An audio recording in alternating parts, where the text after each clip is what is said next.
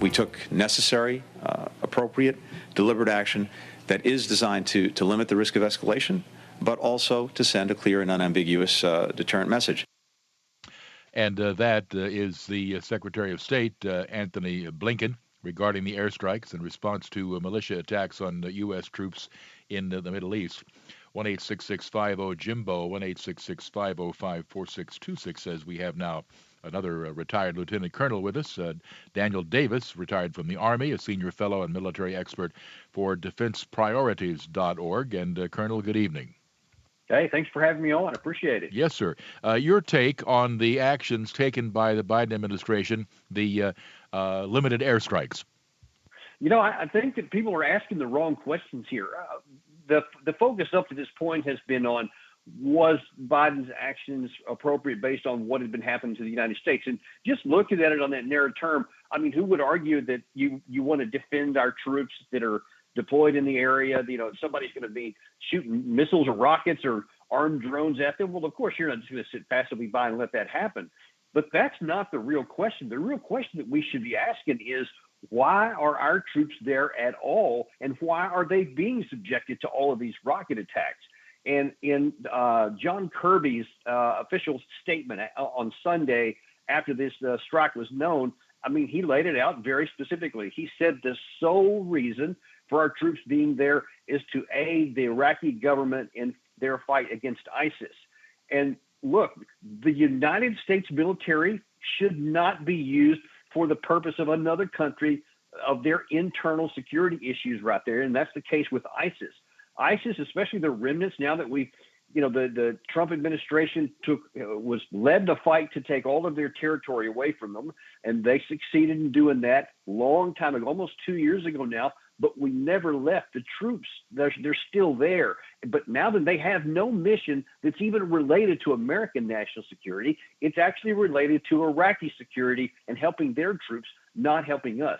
And I think it is entirely inappropriate that we continue to leave American troops on the ground that risk these kinds of attacks, another of which happened just hours ago. That fortunately, again, did not result in any casualties. But, I mean, we're rolling the dice to when we're going to sacrifice any more troops for something that's not even in America's national interest. And I think that's the real issue that we need to focus on. All right, let's focus on that. First of all, how many U.S. troops are there, in fact, in Iraq and Syria? In Iraq right now, there's still around 2,500, which is what Trump had reduced the number to before he left office. And there's, depending on the day, it flows up and down, but somewhere between 600 and 900 in Syria. And what are they engaged in? Are they engaged in active military actions? Are they engaged in training? What are they doing?